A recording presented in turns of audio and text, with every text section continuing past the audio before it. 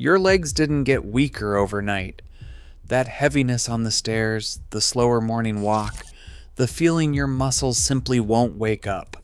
After 60, your body loses roughly 1 to 2% of its muscle mass every single year. But here's what most people never hear. The real problem isn't just the muscle you've lost.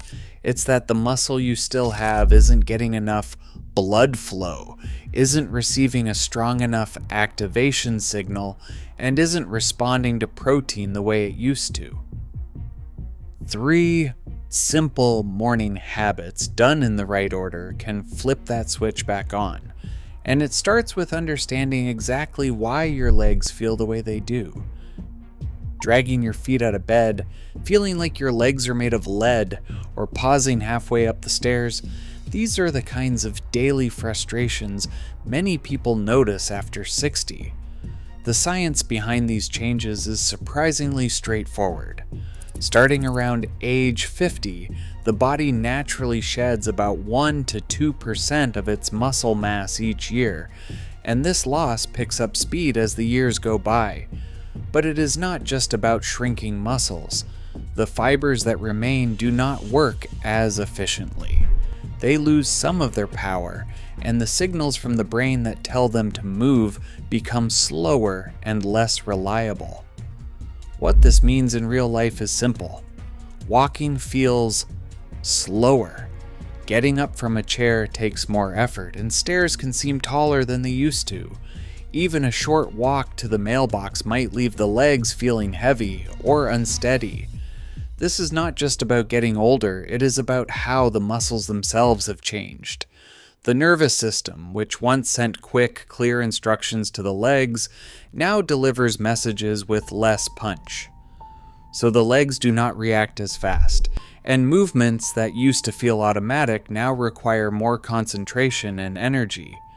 Tests like the timed up and go, which measures how quickly someone can stand up and walk a few meters, often take longer in people over 60.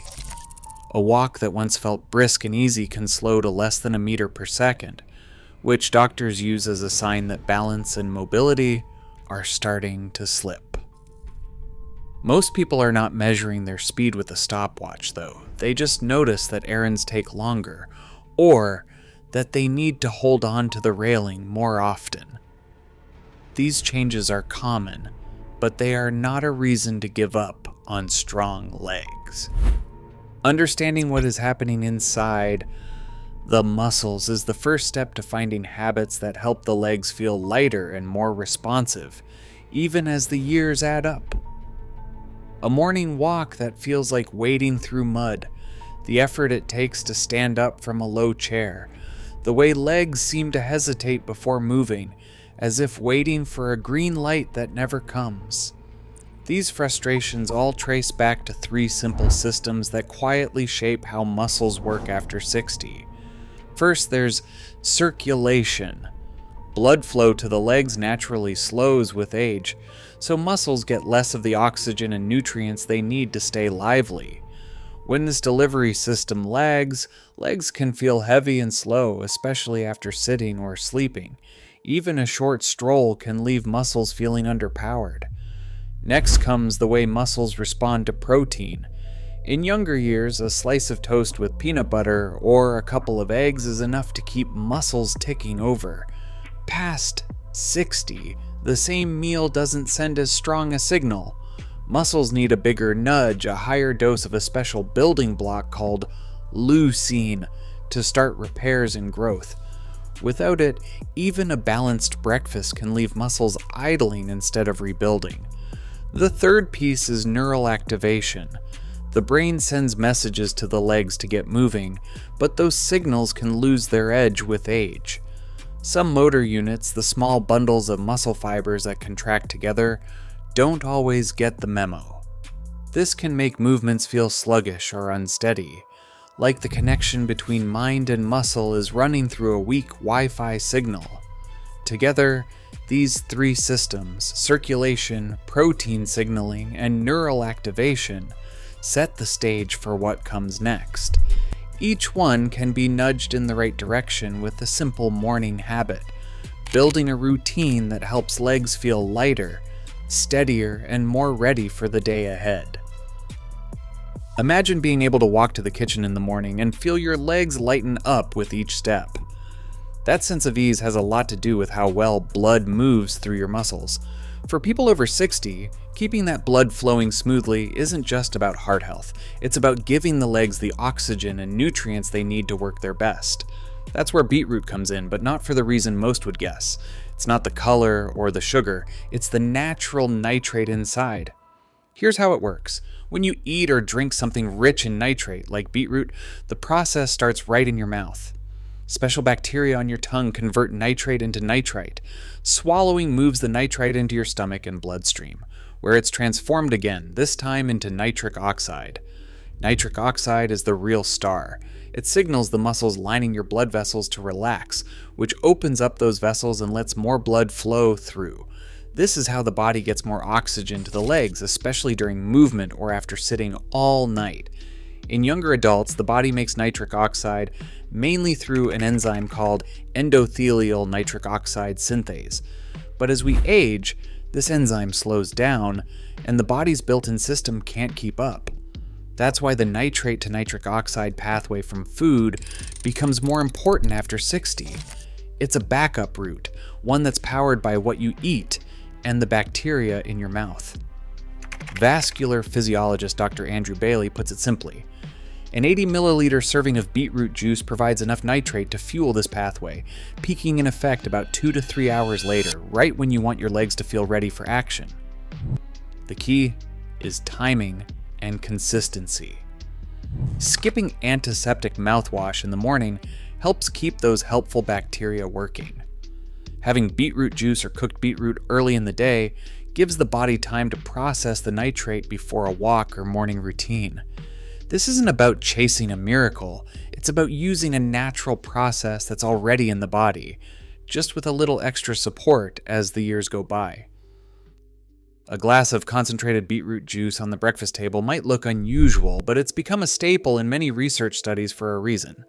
Most trials with older adults use a small, practical serving. It consists about 70 to 100 milliliters of beetroot juice, which delivers roughly 250 milligrams of nitrate. For those who prefer food over drinks, a half cup of cooked beetroot, about 100 to 150 grams, offers a similar nitrate boost close to 300 milligrams. These amounts are not guesswork. They are the same doses that have been tested in dozens of senior trials across the UK, Europe, and North America. What actually happens after these servings? Within 2 to 3 hours, blood tests show a clear rise in plasma nitrite, a marker that nitric oxide is building in the body. This translates into better blood flow through the legs, especially during movement. In both short-term studies and in longer 4-week studies, participants who took these beetroot servings each morning walked with less effort. The oxygen cost of walking and stair climbing dropped, meaning muscles got more out of each breath. Some studies even measured a modest bump in leg power, enough to help with daily tasks, though not a dramatic transformation. Blood pressure readings tell a similar story. Systolic pressure, the top number, dropped by an average of 4 points in older adults who kept up the routine for several weeks. While that is not a substitute for medication, it is a meaningful shift for many people trying to manage their numbers without side effects. Most telling, though, are the day-to-day changes people report. Participants often describe their legs as feeling lighter, with less heaviness when getting up from a chair or taking the stairs. Some mention walking further before needing to pause or feeling more confident on uneven ground. These are not miracle claims. They are the kinds of steady, practical improvements that add up over weeks of consistent effort. The key is keeping the serving size and the range used in research and making it part of a morning habit, not a one-off experiment. Picture this. You finish your morning coffee, lace up your shoes, and head out for a walk at 9 a.m. But the real preparation started hours earlier. The body doesn't unlock better leg blood flow the instant you eat beetroot or drink beet juice. Instead, there's a natural sequence that quietly unfolds behind the scenes. Within the first half hour after that morning serving, say a glass of beetroot juice at 6:30 a.m., or a bowl of cooked beetroot at 7 a.m., Plasma nitrate rises sharply in the blood. This is the first step, but it's not yet the moment when muscles get the full benefit.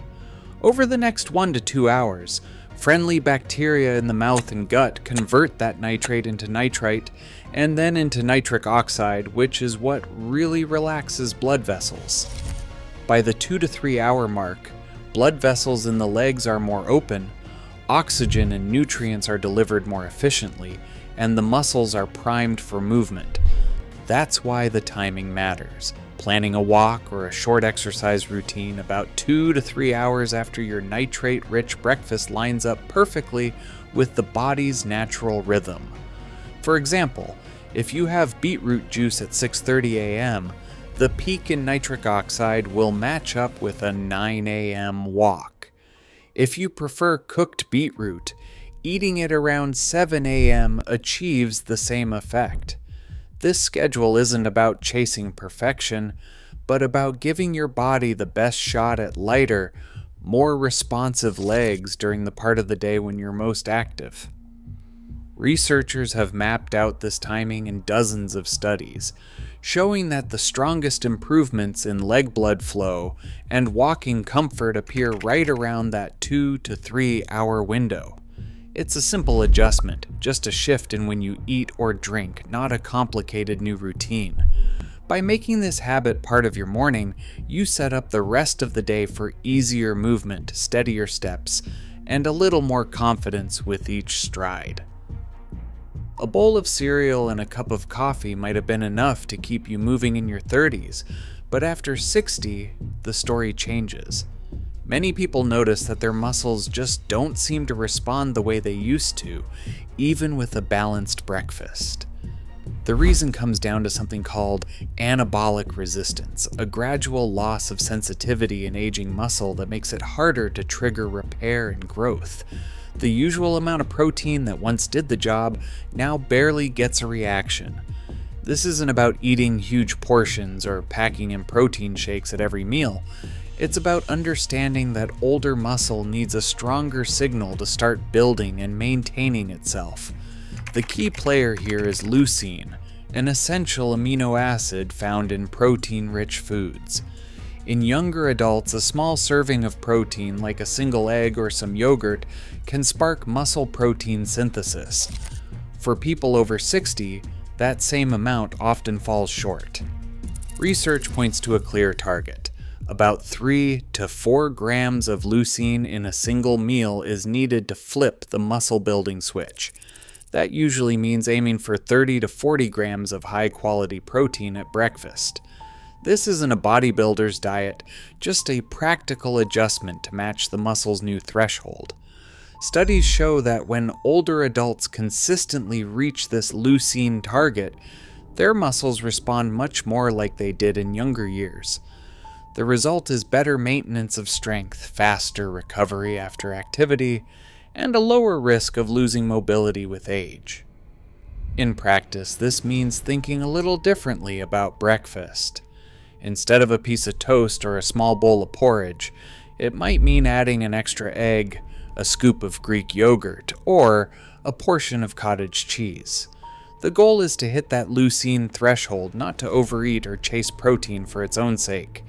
By making this shift, older adults can help their muscles stay active, responsive, and ready for the day's demands. Picture a breakfast plate that actually helps your legs feel stronger throughout the day. For many people, the most straightforward way to reach the muscle-stimulating protein target is with familiar animal foods. The numbers make the task clearer. 2 large eggs offer about 12 grams of protein and roughly 1 gram of leucine. On their own, that's a good start, but not enough to flip the muscle-building switch for someone over 60. A serving of plain Greek yogurt, about 200 grams or a generous cup, brings 20 grams of protein and 1.8 grams of leucine. Put that together with a boiled egg, and the meal climbs to nearly 2.8 grams of leucine. That's just shy of the 3-gram threshold, but it's much closer than most traditional breakfasts. For those who want to hit the mark with certainty, A portion of chicken breast, around 120 grams cooked, delivers 30 grams of protein and 2.5 grams of leucine. Add a small slice of cheese and the meal lands right at the 3-gram leucine goal. Fish works just as well. A typical serving of cooked salmon, about 150 grams, contains 34 grams of protein and 2.8 grams of leucine. This means a salmon breakfast or lunch is already pushing the muscle switch into action. For those who use protein shakes, 30 grams of whey isolate powder gives 24 grams of protein and 2.6 grams of leucine. Close, but just a little short of the ideal. Pairing the shake with a small snack, like half a cup of cottage cheese or a boiled egg, usually brings the total over the line. The real value in knowing these numbers is pattern recognition. Instead of guessing, you can look at your plate and see if it adds up. A breakfast of Greek yogurt and an egg or chicken with cheese isn't just filling, it's targeted. These combinations meet the needs of older muscles, sending a clear signal for repair and maintenance. There's no need for giant portions or complicated recipes. The key is to aim for about 30 to 40 grams of protein, with enough leucine to cross the threshold. With a few tweaks, the foods you already enjoy can become the foundation for stronger legs and steadier steps. A plant-based breakfast can feel like a challenge when it comes to muscle support, but the numbers tell a different story. 1 cup of cooked lentils brings in about 18 grams of protein and 1.6 grams of leucine. Pair that with a scoop of quinoa, about 8 grams of protein and 0.6 grams of leucine per cup, and you are already moving closer to the goal. Tofu is another strong option. 150 grams of firm tofu delivers 15 grams of protein and around 1.2 grams of leucine. For those who want a little extra insurance, a spoonful of fortified soy or pea protein powder can fill the gap, pushing the meal over the 3-gram leucine threshold that older muscles need to switch on growth and repair. People following a vegetarian or vegan diet often find that mixing legumes with cereals like lentil rice bowls or tofu with whole grain toast makes it easier to reach the target. It is not about eating massive portions, but about thoughtful combinations. One vegetarian in a recent study described her routine. I start with a bowl of lentil soup and add a small scoop of soy protein to my oatmeal. It is simple, and I know I am giving my legs what they need. Timing matters just as much as the ingredients. Muscles are most responsive to protein in the hour after activity, when blood flow is up and the cells are primed to rebuild. That is why eating this leucine-rich meal within 60 minutes of your morning activation routine makes a real difference. The body is ready to soak up the nutrients, and the protein does more work in less time. Research shows that this window gives older adults the best shot at overcoming anabolic resistance, helping muscles recover, strengthen, and stay active for the rest of the day. For plant-based eaters, these strategies are not just possible, they are practical. With a little planning, every breakfast can become a muscle-supporting habit that fits seamlessly into daily life. Waking up with stiff, uncooperative legs is something many people recognize, but few realize how much of it comes down to a simple wiring issue between the brain and the muscles.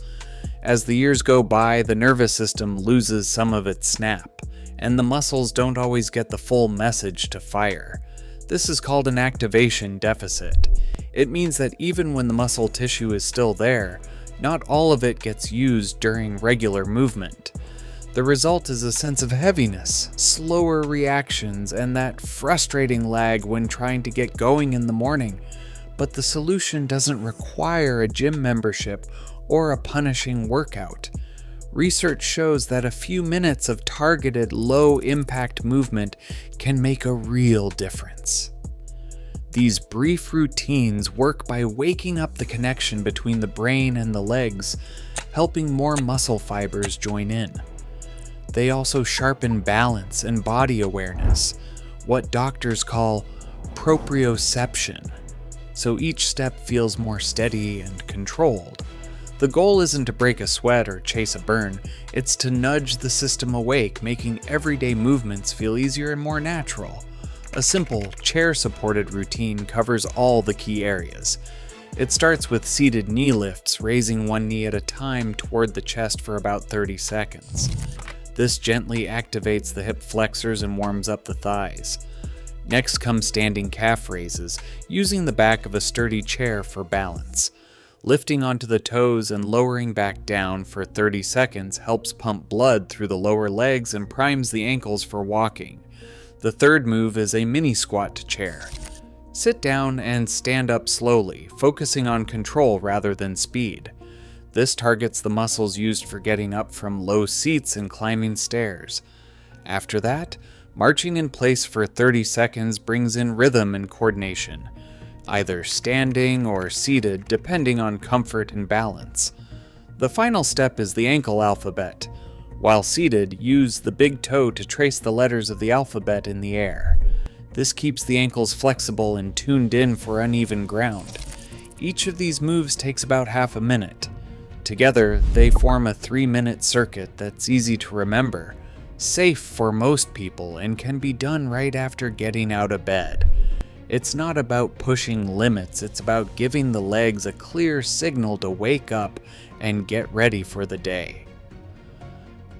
A gentle start is the secret to making a morning activation routine both safe and effective. The focus is not on pushing hard or breaking a sweat, but on waking up the legs with steady, deliberate movements. Using a slow, controlled tempo helps the muscles switch on without strain. Most physiotherapists recommend aiming for about 8 to 12 repetitions per exercise, or 20 to 30 seconds of continuous movement, rather than counting sets. This pace gives the nervous system time to connect with the muscles, and lets each repetition do its job. For many people, a sturdy chair is the best training partner. Holding on to the back or sitting down for the routine can make all the difference, especially for those who feel unsteady on their feet. Seated versions of each move, like knee lifts or ankle circles, keep the routine accessible, so even those with balance concerns or joint pain can join in. It is not about what you cannot do, it is about finding the version that feels right for your body today. Consistency, not intensity, is where progress comes from. In the first week or two, the goal is simply to complete the routine most mornings. Once it feels familiar, adding a few extra repetitions or stretching each movement to the full 30 seconds is often enough to notice a difference. Only after building this foundation should anyone consider adding a small weight like a 1-pound dumbbell or a can of soup, and even then, only if the exercises feel steady and pain-free. Pilot studies with community-dwelling older adults show that this kind of routine, practiced daily, can shave half a second off the timed up-and-go test in just 2 weeks. That may sound small, but it is enough to make getting out of a chair or starting up the stairs feel noticeably easier. One retiree who already walked every morning described the change as a snappier start. Her legs felt ready for action instead of sluggish. The real win is in the day-to-day. Errands that take less effort, stairs that seem less daunting, and a steady sense of confidence that builds with each repetition. The safest path is the slow one, choosing control over speed, support over risk, and progress over perfection. With this approach, nearly anyone can make the morning routine a habit that fits their life and supports their independence. Picture the morning routine as a simple circuit. First comes the wiring. Beetroot, or another nitrate-rich food taken early, quietly opens the blood vessels and helps more oxygen reach the leg muscles. This step is like tuning up the system, making sure every part is ready to work and primed for better circulation. Next is the flip of the switch, a short activation routine focused on movement. These gentle movements send a clear wake-up call through the nerves, telling the muscles it is time to get moving. No heavy lifting, just a few minutes to sharpen the connection between brain and legs. The final piece is breakfast. A meal with enough high-quality protein acts like the light bulb, providing the building blocks the muscles need to repair and stay strong. When breakfast follows soon after the activation routine, muscles are primed to soak up nutrients and start rebuilding. Following this chain of circulation support, movement and a protein-rich meal means every part of the muscle system gets what it needs in the right order to make walking, climbing stairs, and standing up feel a little easier day by day. Waking up on day 30, many people notice a small but welcome difference. The legs do not feel as heavy when stepping out of bed. That dragging sensation, once a daily companion, often fades by a point or two on a simple 0 to 10 heaviness scale. For some, the walk to the kitchen feels smoother, or the first trip up the stairs does not require a pause halfway. These are the kinds of changes that show up when a morning routine becomes habit. Tracking progress is straightforward. The 10-meter walk test, used by clinics and researchers, measures how quickly someone can cover a short distance, just over 30 feet. After a month of consistent practice, it is common to shave a few tenths of a second off the time, a shift that translates to a brisker pace on errands or neighborhood strolls. The timed up-and-go test, which times standing up, walking, turning, and sitting, often improves by half a second or more. Stair climbing gets easier too. People who once stopped after 4 or 5 steps may find they can reach the top of a flight without resting. Real-life examples back this up. In one small case series, retirees who started each day with the routine and tracked their scores noticed reduced morning heaviness, steadier balance, and a growing confidence on stairs. The changes were not dramatic, but they were enough to make daily life feel more manageable. Results do vary. Some see quicker improvements, others progress more slowly. The real goal is steady, trackable progress, not overnight transformation. Before adding any new morning habit, a quick safety check is important, especially for those taking daily medications or managing health conditions. Some blood pressure medicines like ACE inhibitors, angiotensin receptor blockers, beta blockers, and diuretics can make the blood pressure lowering effect of beetroot stronger than intended. If you are already using nitrate drugs such as isosorbide mononitrate or nitroglycerin, or medicines for erectile function like sildenafil or tadalafil, it is essential to get medical clearance before adding regular high nitrate foods or supplements. The same goes for anyone with advanced kidney disease.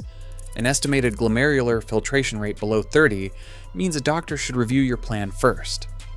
For most people, sticking to a daily nitrate intake below 400 milligrams is well within the safe range. If you have stable stage 3 chronic kidney disease, a protein intake of 1.0 to 1.2 grams per kilogram per day is usually fine, but it is wise to check with your clinician and monitor kidney function over time. Higher protein can sometimes change how medications like metformin are handled by the body, so a pharmacist or doctor may want to review your full medication list. Digestive comfort matters too. Large servings of whey protein sometimes cause bloating, while Greek yogurt, fermented dairy, or soy isolates are often easier on the stomach.